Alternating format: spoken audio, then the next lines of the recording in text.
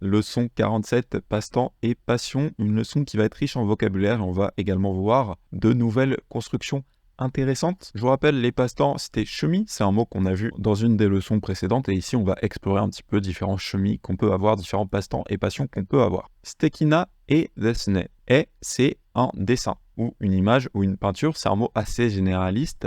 Voilà, qui veut dire image, dessin, peinture, tout ça, ça renvoie à est. Et on a steki. Steki, je vous rappelle, c'était admirable, ravissant. Donc steki na est un dessin qui est admirable. On a desne, c'est pas vrai. C'est un dessin admirable, pas vrai.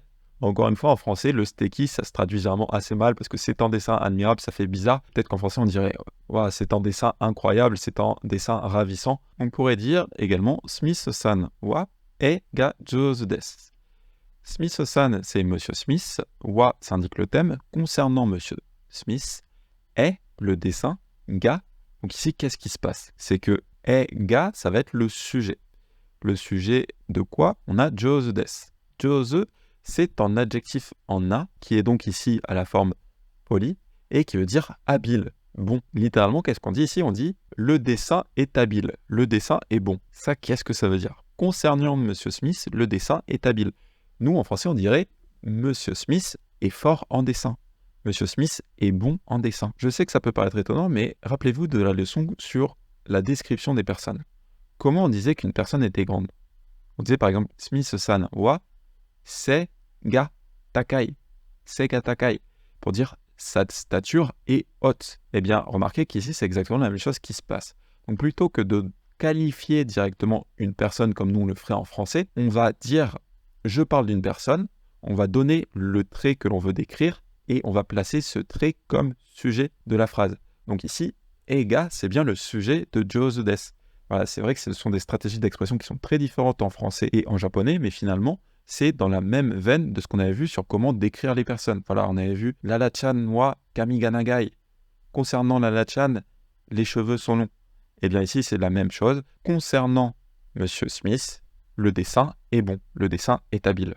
Nous, en français, on dirait directement Monsieur Smith est bon en dessin. Monsieur Smith est fort en dessin. Watashi wa uta ga heta desu. Uta, ça veut dire la chanson. Si vous avez regardé le film One Piece Red, Uta, c'est l'héroïne, elle s'appelle Uta parce qu'elle chante. Et bien voilà, Uta, c'est une chanson. Watashi wa, me concernant, uta ga heta desu. Heta, ça veut dire être mauvais en. Alors, être mauvais en, c'est plus le sens qu'on va donner en français. Littéralement, ça veut dire maladroit ou pas doué. En fait, c'est l'opposé de jouzu. Jouzu, ça veut dire habile, bon. Eh bien, heta, ça va être l'opposé. Remarquez au passage les kanji, c'est assez intéressant. Ici, c'est le kanji de au-dessus. Et ici, c'est le kanji de la main. Donc, la main au-dessus, ça veut dire quoi? Ça veut dire être bon. Et ici, on a le kanji de en dessous et le kanji de la main. Et ça veut dire quoi? Être en dessous de la main, ça veut dire être mauvais. Donc, vous voyez que ces mots sont extrêmement liés. L'un utilisera au-dessus, l'autre utilise en dessous.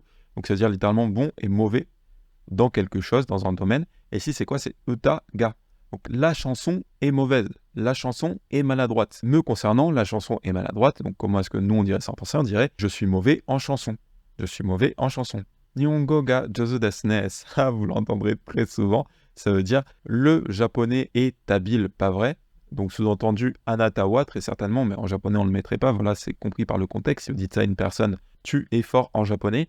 Et il faut savoir que ça, c'est un petit peu une blague parmi ceux qui apprennent le japonais parce qu'il y a une règle tacite au Japon. Alors, c'est pas une règle, hein, je rigole, mais vous le remarquerez vraiment que plus vous êtes mauvais en japonais, plus on vous dit cette phrase, donc plus on vous complimente. Du coup, c'est devenu une blague en fait parmi ceux qui apprennent le japonais. Que voilà, le plus vous faites jouzu, c'est devenu carrément en verbe. Je me suis fait jouzu, ça s'entend parfois. Donc quand vous faites jouzu, ça veut dire que vous êtes fait complimenter sur votre japonais, mais que c'est très certainement que vous n'en êtes pas encore au niveau où vous êtes vraiment, vraiment très bon. Parce que passé un certain stade, en fait, quand vous devenez vraiment bon, les Japonais arrêtent de vous complimenter sur votre japonais dès le départ. Ils vont attendre, ils vont parler éventuellement avant de vous complimenter. Parce que faut savoir que ce Nihongo jouzu desu ne, parfois, c'est vraiment, vous dites juste konnichiwa. Et il suffit que vous le prononciez absolument horriblement, genre konnichiwa ou quelque chose comme ceci. Et en japonais, vous complimentera directement. C'est assez drôle à noter. Bref, toujours est-il que c'est une phrase que vous entendrez forcément. On est tous passés par là, je suis passé par là également, rassurez-vous, les premières fois que j'ai parlé japonais, je me suis fait jouzu également. Et littéralement, ça veut dire du coup, le japonais est habile, pas vrai. Donc c'est pour dire, tu es fort en japonais, tu es bon en japonais. Donc on pourrait dire, tu te débrouilles bien en japonais, ce serait peut-être un petit peu plus naturel en français. Ce à quoi il faut répondre, iie madamada desu. Alors ça, c'est la réponse obligatoire. Si vous répondez autre chose que ça, c'est que vous n'avez pas bien étudié le japonais. C'est dans les codes du Japon. Madamada, ça veut dire pas encore. Il faut savoir que en japonais, c'est généralement assez mal poli d'accepter en compliment. La chose bonne à faire, on va dire, c'est généralement de le refuser. Alors évidemment, ça peut changer selon le contexte et selon votre personnalité et ça. Mais voilà, la nature de base japonaise, c'est de refuser les compliments. Alors pas de les refuser non plus de manière abrupte, hein. On veut quand même prouver que vous respectez la personne qui vous a complimenté, mais vous dites ah yeah, madamada desu ne, ça veut dire non, pas encore, ce n'est pas encore. Donc ce n'est pas encore bon, sous-entendu, ah non, je suis pas encore bon. Il y aurait une alternative qui pourrait être merci, mais pas encore, mais bon voilà, ça demanderait un petit peu plus d'expérience. Sachez que pour le moment, le plus simple à notre niveau GLPTN5, c'est tout simplement d'apprendre cette phrase par cœur. Si quelqu'un vous dit Nihongo ga jouzu desu ne, répondez juste iie madamada desu. C'est ce qu'il y a de mieux à répondre pour un débutant. Littéralement, ça veut dire non, pas encore. C'était la petite anecdote culturelle. Ensuite, on a ikebana. Ikebana, ça veut dire l'arrangement de fleurs. Voilà, c'est un art japonais. Vous avez un exemple ici. Ikebana, voilà, l'arrangement de fleurs. Ikebana o naraimashita. Naraimashita, ça vient de narae. Il est ici à la forme poli, passé. On passe de narae à naraimasu à naraimashita. Ça veut dire apprendre d'un professeur, étudier sous le contrôle d'un professeur, recevoir une formation. Voilà, c'est pas apprendre par soi-même, c'est pas juste apprendre de manière générale, il y a vraiment la notion de vous avez reçu l'enseignement de quelqu'un. Donc ici, qu'est-ce que vous avez étudié? Qu'est-ce que vous avez appris? Ikebana. Ikebana o naraimashita. J'ai appris l'ikebana. J'ai étudié l'ikebana. J'ai reçu une formation sur l'ikebana, sur l'arrangement des fleurs. Kantan nae o kakimasu. Kantan, ça veut dire simple. C'est un adjectif en a, du coup on a le na ici, et on a e. Donc kantan nae, un dessin qui est simple. Un dessin qui est simple. O, ça va être ici du coup l'objet. Kantan nae o, ça va être l'objet. On a kakimasu. Kakimasu, c'est le verbe kaku, qui veut dire tracer, ou peindre, ou dessiner. Vous voyez que tout ça, ce sont des sens assez proches. Donc dessiner quoi? Kantan nae. Je dessine des dessins simples. Ensuite, moi, sado. Sado, c'est la cérémonie du thé. Remarquez, ici, le premier kanji, on l'avait vu dans Ocha. Voilà, c'était le thé. Hein. Donc ici, ça se prononce pas cha, attention, ça se prononce ça. Et ici, le do, c'est le même qu'on avait, par exemple, dans Hokkaido, qui veut dire le chemin. Et ça va être très utilisé, en fait, dans certains arts, notamment dans les arts martiaux. On verra le judo plus tard. Le do, ça sera ce même do qui sera utilisé, qui veut dire le chemin, la méthode. Donc voilà, le chemin du thé. Ça veut également, du coup, par extension, dire l'enseignement, la façon de penser, la méthode du thé. Et voilà, c'est très utilisé pour certains arts martiaux et certains arts de manière générale japonais. Donc sado, c'est nous ce qu'on appelle la cérémonie du thé. Sado wa muzukashi desu. Concernant la cérémonie du thé, muzukashi desu. Muzukashi, ça veut dire difficile. Et ici, il est à la forme polie. Concernant la cérémonie du thé, c'est difficile. Sado wa yasashi desu ka? Yasashi, ça veut dire facile. On avait vu yasashi pour dire gentil. Ici, attention, ce n'est pas le même kanji. Ça se prononce de la même manière, mais voilà, ce n'est pas le même kanji. Et yasashi, ça veut également dire facile. Au passage, certains se demandent peut-être du coup c'est quoi la différence entre kantan et yasashi. Kantan, c'était simple. Yasashi, c'est facile. Donc voilà, c'est plus ou moins interchangeable selon la situation, mais voilà, kantan, c'est simple. Donc voilà, quelque chose qui est simple n'est pas forcément facile. Et inversement, c'est comme en français, il y a une différence assez subtile entre les deux. C'est la même chose en japonais. Donc kantan, c'est simple. Yasashi, c'est facile. Sado wa yasashi desu ka? Est-ce que la cérémonie du thé est facile? Iie muzukashi desu. Non, c'est difficile. Kore wa kazoku no shashin desu. Shashin, c'est une photographie. Kore wa, concernant ceci, pour un objet qui est proche de vous, kazoku, je vous rappelle, c'est la famille.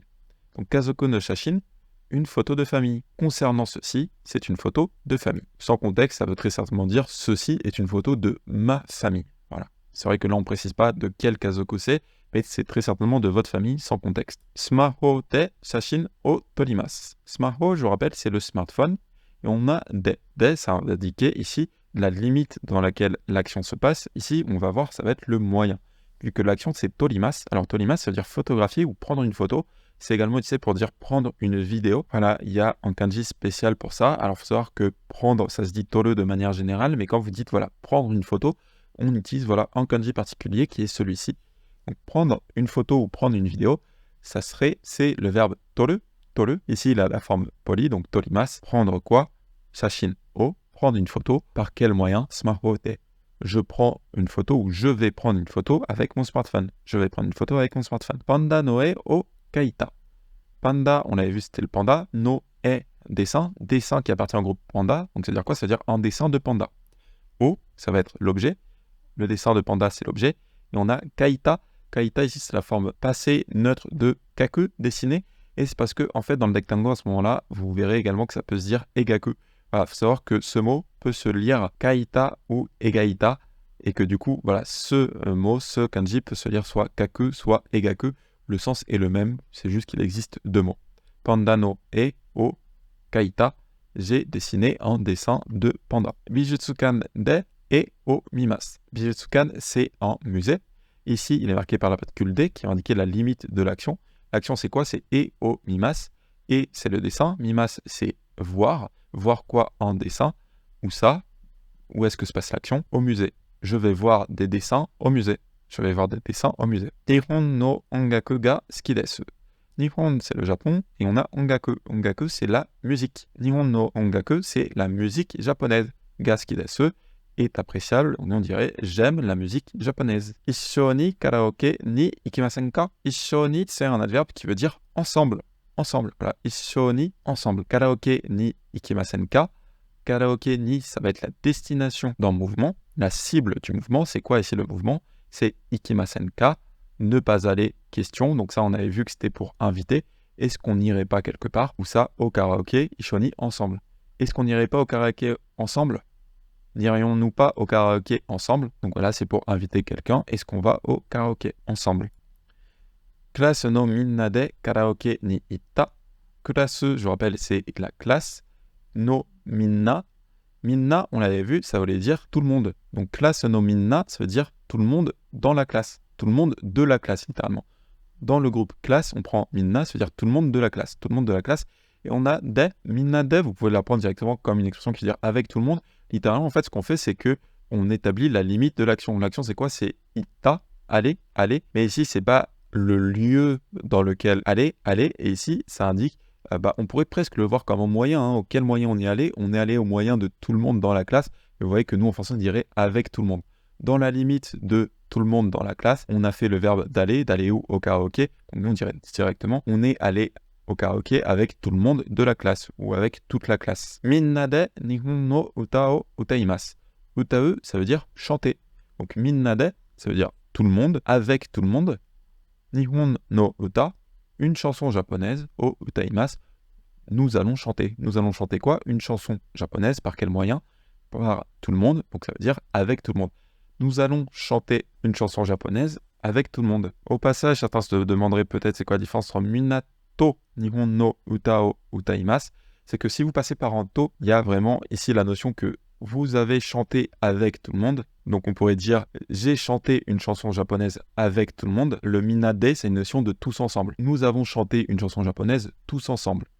Vous voyez que le to, c'est vraiment pour dire le partenaire, donc avec qui, alors que le de, ça indique la limite, le moyen. Donc le moyen, c'est au moyen de tout le monde. Vous voyez que même en français, ce n'est pas la même chose. J'ai chanté avec tout le monde et on a chanté tous ensemble. C'est pas tout à fait la même chose. Eh bien, c'est la même différence en japonais. Konsaato ni ikimashita. Konsaato, c'est assez transparent, c'est-à-dire en concert, ni ikimashita, je suis allé. Je suis allé à un concert. Jazz no CD o yoku kikimasu. Jazz, ça veut dire le jazz. No CD, un CD, donc un CD de jazz. O yoku, yoku, je vous rappelle, ça veut dire beaucoup, fréquemment. Kikimasu, écouter. J'écoute beaucoup de CD de jazz. J'écoute pas mal de CD de jazz, ou j'écoute souvent des CD de jazz. Classique to jazz to dochira ga suki desu ka? Avec le deuxième to qui est encore une fois optionnel, on pourrait mettre une virgule à la place. Classique que, c'est la musique classique. Vous voyez, classique que, c'est le classique, mais c'est la musique classique. Classique que to jazz to dochira ga suki desu ka? Tu préfères quoi entre le jazz et la musique classique? Dochira mo suki desu, j'aime les deux. Pop se ga suki desu. Pop se, c'est la musique pop. Voilà, c'est la pop. J'aime la pop. Rock wa amari kikanai. Rock, c'est le rock. Wa, concernant le rock. Amari, avec surplus. Kikanai, ne pas écouter. Donc, je n'écoute pas trop. Rock wa amari kikanai. je n'écoute pas trop de rock. Concernant le rock, je ne l'écoute pas trop, donc je n'écoute pas trop le rock. Voilà, ici c'est un verbe kiku, je vous rappelle kiku pour écouter, qui devient kikanai. Au passage, c'est vrai que kiku, nous dans le JLPTN5, on n'étudie que ce kanji. Il faut savoir qu'il y a plusieurs kanji pour kiku selon l'action, et que quand on dit écouter de la musique, très souvent on utilisera un autre kanji. Je préfère vous prévenir au cas où voilà, vous côtoyez d'autres médias à côté et que vous voyez un autre kanji qui ressemble. C'est possible. Kiku, il y a plusieurs kanji selon ce que vous écoutez. Celui-là, c'est le kanji, on va dire, le plus généraliste. Donc, c'est celui qu'on utilise dans le JLPTN5. En vrai, vous pouvez l'utiliser, ça passera très bien. C'est juste que vous verrez très souvent d'autres kanji qui se prononcent de la même manière. Voilà, kiku pour dire écouter de la musique. Rock wa amari kikanai. Je n'écoute pas trop de rock. Kore wa ani no guitar da. Guitare, c'est une guitare. Ça, c'est transparent. Kore wa, concernant ceci, ani no guitar da. Donc, c'est la guitare. Guitar da, être une guitare. Mais ce n'est pas n'importe quelle guitare, c'est Ani no guitar, donc la guitare de mon grand frère. C'est la guitare de mon grand frère. Piano o hitemo ii desu ka. Alors, piano, c'est transparent, ça veut dire le piano. Et hiku, ça veut dire jouer. Alors, c'est jouer précisément dans l'instrument à cordes. Et également dans le clavier, parce que à la base, en clavier, en piano par exemple, à la base, ça a des cordes. Même si maintenant, on peut utiliser ce verbe pour des synthétiseurs, ce genre de choses qui n'ont plus de cordes, on va quand même utiliser ce verbe. Hiku, voilà, c'est une notion de jouer, notamment en fait de tirer sur des cordes. Donc c'est utilisé pour les instruments à cordes et les claviers à l'heure actuelle. Donc piano o hitemo ii desu ka, qu'est-ce qui s'est passé? C'est que hiku, ici on l'a passé à sa forme en te. Ça devient de hiku à hite. Hite. Donc piano hite, ça veut dire jouer du piano. Jouer du piano. Et qu'est-ce qui se passe ensuite? On a un temoi. Temoi, ça indique la permission. Ça sert à indiquer la permission. Par exemple, on pourrait dire tabete mo ii yo, tu peux manger, ou tabete mo ii desu ka, est-ce que je peux manger? Donc voilà, ça peut être utilisé dans des phrases affirmatives pour donner la permission, ou dans des phrases interrogatives pour demander la permission. En fait, temoi, ici, nous on pourrait le voir comme une nouvelle forme, mais on a déjà tous les éléments pour comprendre comment elle est formée. Certaines personnes vous enseignent temoi et vous disent c'est la permission, point final, mais nous on a déjà vu tout. On a déjà vu la forme en T, on avait vu que ça servait à créer une action et dire qu'elle n'était pas terminée pour notamment enchaîner la phrase. Et on a vu la particule mot qui servait à inclure quelque chose. Du coup, si vous utilisez un verbe à la forme en T et que vous dites mot, ça veut dire même si je fais une action. Donc si vous dites hite mo, c'est-à-dire même si je joue.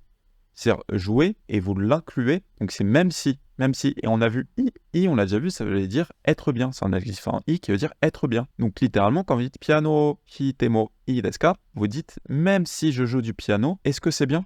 Même si je joue du piano, est-ce que c'est bien? Ça, comment nous on le traduit en français, on dirait est-ce que je peux jouer du piano? Vous voyez que ça sert à demander ou à donner du coup la permission. La forme en temoi, assez intéressant de noter que on a déjà vu tous les éléments qui la composent et que du coup, on peut la comprendre, littéralement on dit même si je fais ça, être bien, ça sert à donner la permission en japonais. Soit qu'on peut répondre Hai dozo, oui, je vous en prie. Oui, je vous en prie. Fransu no eiga o mimashita. Eiga, ça veut dire un film. Un film. Donc ici c'est Fransu no eiga, donc un film de la France. Donc nous on dirait un film français. O mimashita, j'ai vu. J'ai vu un film français. Eiga kan de eiga o mimashita. Remarquez les kanji, le eiga, c'est le même eiga que dans film justement, et le kan, on l'avait déjà vu dans quelques autres mots. En fait, c'est très utilisé pour des grands lieux, littéralement, ça veut dire une très grande maison, genre un palace, ou voilà, vraiment un très grand bâtiment. Du coup, eiga-kan, c'est quoi le grand bâtiment dans lequel il y a des films? C'est un cinéma. Voilà, eiga-kan, c'est-à-dire le cinéma, c'est pas un kanji qui est considéré comme N5, mais vous le verrez souvent, donc remarquez-le, vu que c'est assez pratique. Si vous connaissez kan, si vous connaissez eiga, vous devinerez eiga-kan, et vous le verrez dans beaucoup de choses, ce kan pour indiquer des bâtiments où on fait des choses spécifiques. Donc ça peut être pas mal de s'en rappeler. Eiga kan de eiga o mimasu. Donc eiga kan de, ça va indiquer la limite dans laquelle l'action se fait. L'action c'est quoi? C'est aller voir un film. Aller voir un film. Dans quelle limite? Au cinéma. Donc je vais voir un film au cinéma. Eiga wa 10 ni hajimarimasu. Concernant le film, 10 ni à 10h hajimarimasu, c'est-à-dire commencer. Alors, je vous ai mis un transitif, voilà, c'est pas démarrer quelque chose, c'est bien commencer. Donc, c'est intransitif, c'est un petit piège, on peut se faire parfois avoir. Ici, en l'occurrence, on est passé par le thème avec quoi, mais sinon, on serait passé par un ga, par exemple, eiga ga juji ni hajimarimasu, et non pas par un o. Donc voilà, c'est pour dire, concernant le film, il commence à 10h. Concernant le film, il commence à 10h. Konsato wa 7ji ni owarimasu. Owarimasu, ça veut dire finir, se terminer. C'est l'opposé voilà, de hajimaru. ici il a la forme polie. Concernant le cancer, il se termine à 7 heures. C'est indiqué par la particule ni. Voilà, quand on a une heure avec la particule ni, ça nous indique l'heure à laquelle quelque chose se passe. Nihon no anime ga sukida, c'est transparent, hein, c'est l'animation, les animés. Alors en français, parfois on l'écrit comme ça, en japonais, sinon on met un accent. Là, je vous l'ai mis sans accent. Et bon, c'est l'animation japonaise. Hein, l'animation japonaise.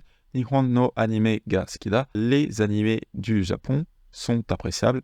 J'aime les animés japonais. Kino, omoshiroi anime o mita. Kino, ça veut dire hier. Omoshiroi, je vous rappelle, on l'avait déjà vu pour dire cette personne est intéressante, cette personne est amusante. Et bien voilà. Omoshiroi, ça veut dire intéressant. Donc omoshiroi anime, c'est un animé intéressant. Un animé intéressant. O mita, j'ai vu. Donc hier, j'ai vu un animé intéressant. Nihon no game wa omoshiroi desu. Game, ça vient de l'anglais. Game, c'est transparent, ça veut dire les jeux. Nihon no game wa omoshiroi desu. Les jeux du Japon, les jeux japonais, sont intéressants. Game no soft o kaimashita. Soft, ça vient de software, ou en soft, on peut dire parfois également en anglais. En français, ça se croise de temps en temps, voilà, ça veut dire en logiciel. En logiciel. Donc j'ai acheté un logiciel de jeu vidéo, ou nous on pourrait directement dire j'ai acheté un jeu vidéo. Game no soft o kaimashita. Littéralement, logiciel de jeu. Donc voilà, nous on pourrait dire un jeu vidéo. J'ai acheté un jeu vidéo. C'était la leçon 47 sur les passe-temps et les passions. On a vu notamment la forme temoi, qui s'appuyait finalement sur des choses qu'on avait déjà évoquées jusqu'à présent. La forme temoi qui permet de donner ou de demander la permission. On a également vu énormément de vocabulaire, donc je vous invite évidemment à passer par Anki pour faciliter votre apprentissage du vocabulaire et pour réviser de manière efficace. C'était la leçon 47.